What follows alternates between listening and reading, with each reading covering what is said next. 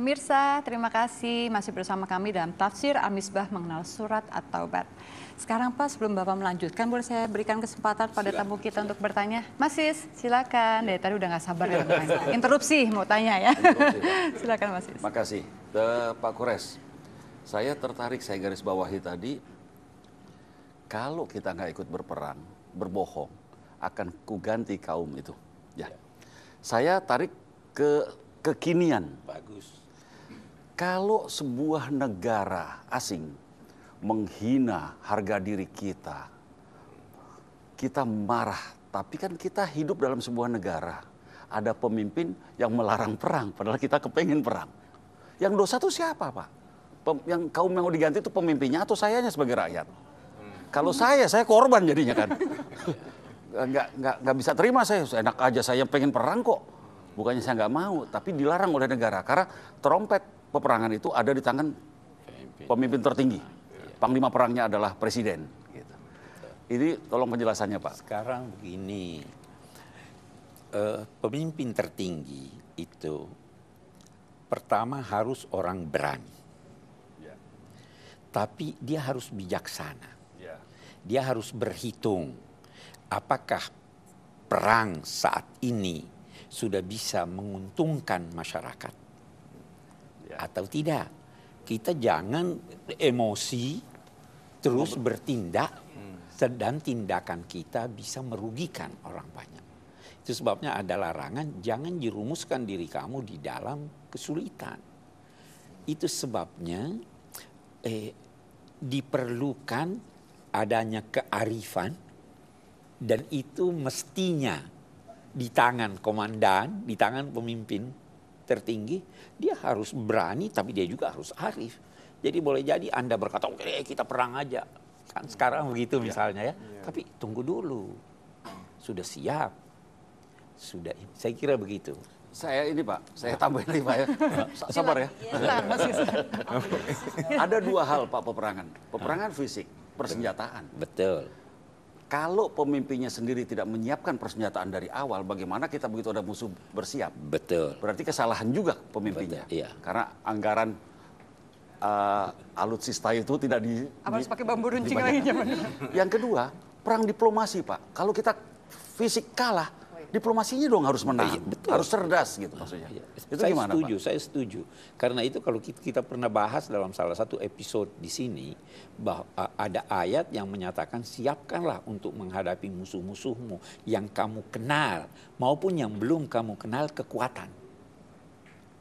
Jadi kita harus siapkan kekuatan, dan kekuatan itu menjadi relatif. Dulu kekuatannya adalah memanah pada masa Nabi. Sekarang boleh jadi apa pesawat udara atau informasi atau ini. Itu harus kita kuatkan, tetapi tujuannya bukan untuk menyerang, tapi tujuannya untuk menggentarkan orang jangan melecehkan kita. Yes. Itu petunjuk agama. Jadi kita harus kuat. Ya kita, dan perang itu kita sesuaikan dengan medan yang kita hadapi. Afallahu anka lima adzinta lahum hatta yatabayyana lakal ladzina shadaqu wa ta'lamal kadzibin. Allah memaafkan kamu. Maaf itu artinya menghapus. Asal kata maaf, kita ada luka di hati, kalau kita maafkan kita hapus, tidak ada lagi. Afiat itu artinya perlindungan. Jadi sehat dan afiat, segar bugar serta memperoleh perlindungan. Itu afiat. Ini Allah memaafkan kamu, Allah melindungi kamu, Allah ini sekarang. Baru dia katakan, la yasta'dzinuka alladziina yu'minuuna billahi wal yawmil akhir ay yujahidu bi amwalihim wa anfusihim wallahu alimun bil muttaqin. Apa perlu saya minta izin untuk menghormati orang tua saya? Tidak perlu. Kalau kebaikan Anda tidak perlu minta izin. Ya kan? Salah satu dalih untuk mengelak itu datang minta izin, saya minta izin. Kata Allah, orang beriman itu tidak perlu minta izin. Boleh saya ikut perang? Setelah diajak, ayo, tidak perlu. Yang minta izin untuk tidak ikut itu adalah orang-orang munafik. Jadi di sini La yasta'dzinuka alladziina yu'minuuna billahi wal yaumil akhir an yujahidu, berjuang dengan harta mereka, dengan diri mereka. Allah mengetahui orang-orang yang bertakwa.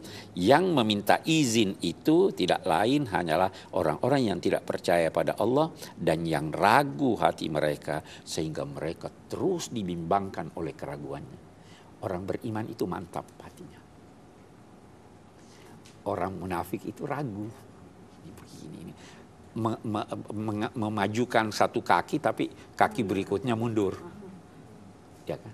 Itu saya kira itu. Berarti kita bisa mengukur diri kita juga nih Pak ya. Iya. Kalau kita ragu-ragu, Iya, bisa. kalau kita ragu-ragu, karena itu dalam berjuang Anda harus jelas apa perjuangan Anda, baru Anda harus yakin.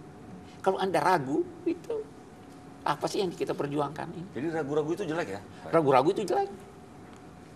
Ragu-ragu itu jelek. Iza azamta fatawakkal ala Allah. Kalau sudah bulat tekad kamu, berserah diri pada Allah. Ragu-ragu jelek.